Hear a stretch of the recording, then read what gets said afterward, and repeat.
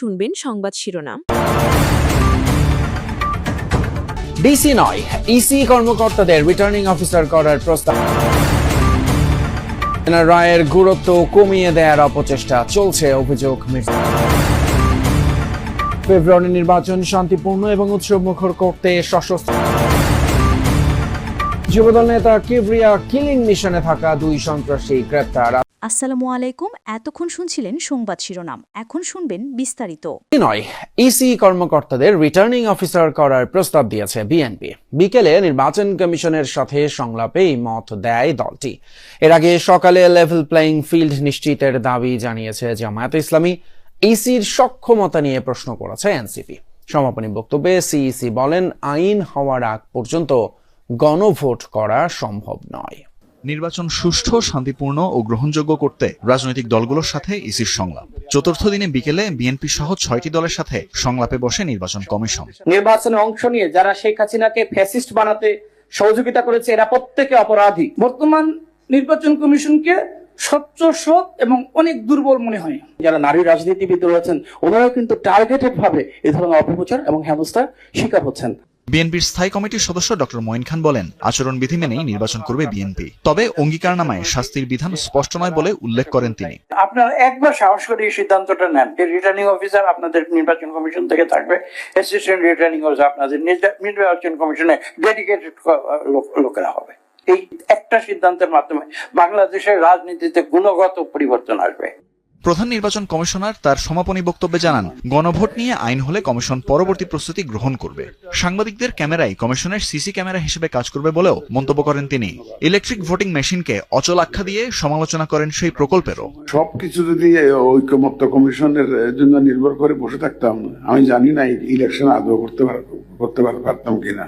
একটা আইন হবে রেফারেন্ডাম, যেটা ইলেকশন কমিশনকে অথরাইজ করবে, প্রেসক্রাইব করে দিবে যে কি বিষয়ে গণভোট হবে, কিভাবে হবে, ইত্যাদি ইত্যাদি। সিইসি বলেন, দেশের রাজনৈতিক বাস্তবতা মসৃণ নয়, তবে নির্বাচন আয়োজনের ক্ষেত্রে এটিকে উপেক্ষা করারও অবকাশ নেই। বাস্তবতা যেটা আছে সেটা আপনাকে বিবেচনায় নিয়ে smartly you have to try to overcome. এর আগে সকালে জামাতে ইসলামী, এনসিপি, গণসংহতি আন্দোলন, এনডিএম, লেবার পার্টি সহ 7টি দলের সাথে সংলাপ করে মানবতা বিরোধী অপরাধে শেখ হাসিনার মামলার রায়ের গুরুত্ব কমিয়ে দিয়ে ভিন্ন খাতে দৃষ্টি ফিরিয়ে নিতে একটি মহল সচেতনভাবে অপচেষ্টা করছে। 24-এর গণঅভ্যুত্থানে বিএনপি বইয়ের মোড়ক উন্মোচন অনুষ্ঠানে এই মন্তব্য করেন বিএনপির মহাসচিব মির্জা ফখরুল ইসলাম আলমগীর। বলেন, কেউ যদি এককভাবে সংস্কারের কৃতিত্ব দাবি করেন, সেটা শুধুই সংকীর্ণ মানসিকতার প্রকাশ। রাজধানীর একটি হোটেলে 24-এর গণঅভ্যুত্থানে বিএনপি শীর্ষক বইয়ের মোড়ক উন্মোচন ও ডকুমেন্টারি প্রদর্শনী অনুষ্ঠান। এতে যোগ দেন দলটির মহাসচিব, স্থায়ী কমিটির সদস্য সহ যুগপথ আন্দোলনের সঙ্গী রাজনৈতিক দলের নেতারা। আলোচনায় বিএনপি নেতারা বলেন, দেশ কঠিন সময় পার করছে। এই পরিস্থিতি থেকে উত্তরণে দলকে ঐক্যবদ্ধ থাকতে হবে। সেই সাথে আসন্ন নির্বাচনের চ্যালেঞ্জ মোকাবেলা করে সুশাসন প্রতিষ্ঠায় গুরুত্ব দেন নেতারা। আমরা কিন্তু এখনো কঠিন সময় দাঁড়িয়ে আছি। যে দাঁড়ানোটা হলো আমাদের মানুষের সত্যিকারের একটা দেশের সুশাসন প্রতিষ্ঠা করা, যা কিনা আমাদের আগামী নির্বাচনের মধ্য দিয়ে আমরা যেটা সম্ভব করতে পারি। এই সংগ্রাম কিন্তু চলবে ভবিষ্যতে। কাজেই আমরা খুব বেশি এটা নিয়ে আশাহত হওয়া অথবা দুশ্চিন্তাগ্রস্ত হবার কোনো কারণ নেই। অনুষ্ঠানে বিএনপি মহাসচিব বলেন, মানবতা বিরোধী অপরাধের রায়ের গুরুত্ব ভিন্ন খাতে নিতে সচেষ্ট একটি মহল।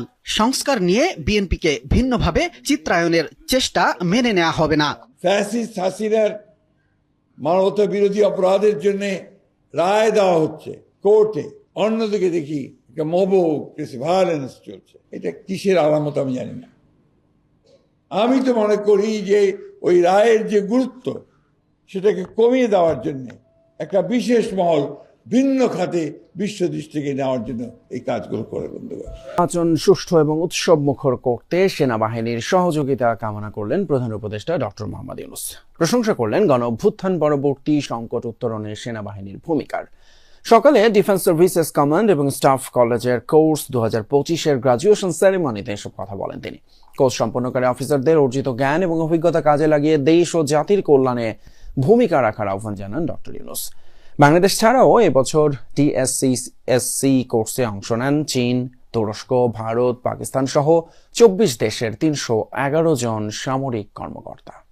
সামরিক বাহিনী কমান্ড ও স্টাফ কলেজ কোর্স 2025 গ্র্যাজুয়েশন সনদ বিতরণ অনুষ্ঠান। এতে যোগ দেন বাংলাদেশ সহ বিভিন্ন দেশের সামরিক বাহিনীর কর্মকর্তা ও ঢাকায় নিযুক্ত বিভিন্ন দেশের রাষ্ট্রদূত।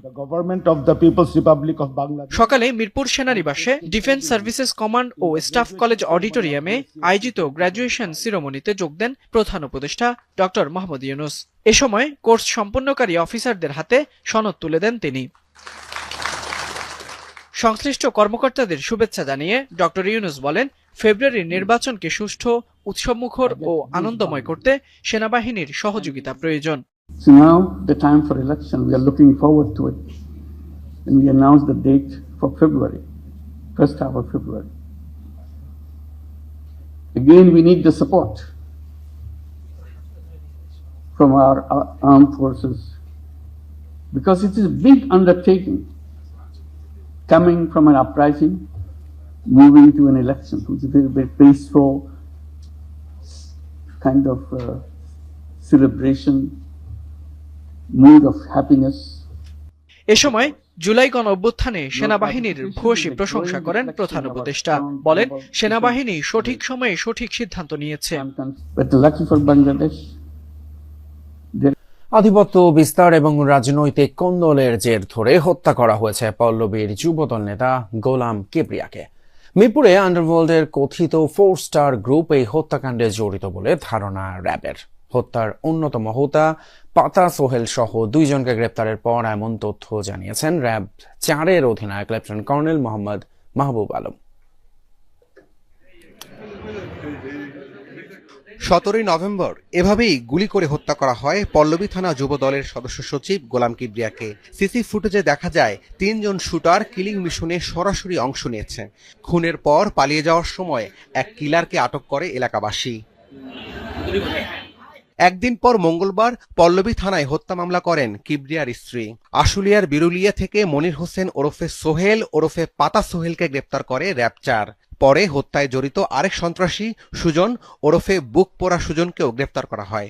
পাতা সোহেলই তাদেরকে, যারা শুটার তাদেরকে অর্থ সরবরাহ করেছিল, বাট পাতা সোহেল আসলে কোন জায়গা থেকে অর্থ পেয়েছে বা কে নির্দেশদাতা এটা এখনো আমরা ক্লিয়ার না। এর আগে যাদের সাথে ওনার সখ্যতা ছিল, এই রাজনৈতিক মেরুকরণের পরে সেই সখ্যতাটার এগেনিস্টে তিনি কাজ করছিলেন। বেসিক্যালি বিভিন্ন জায়গায় চাঁদাবাজি কিংবা মাদক ব্যবসা এগুলাতে তার সাপোর্ট ছিল না। বুধবার এক ব্রিফিংয়ে জানানো হয় চাঞ্চল্যকর এই হত্যাকাণ্ডের সাথে 4 স্টার গ্রুপের সদস্যরা জড়িত। 4 স্টার নামক 4 জন স্টার, সন্ত্রাসী মামুন, কিলার ইব্রাহিম, সন্ত্রাসী শাহাদাত, সন্ত্রাসী মুক্তার, এদের ছত্রছায়ায় কিংবা এদের এদের নির্দেশে মিরপুরের বিভিন্ন এলাকায় বিভিন্ন সময় যে সকল অরাজকতা বা সন্ত্রাসী কার্যক্রমগুলো করা হয় তাদের একটা মদত রয়েছে বলে আমরা জানতে পেরেছি। পাতা সোহেল ও বুক পোড়া সুজন কিলিং মিশনে সরাসরি অংশ না নিলেও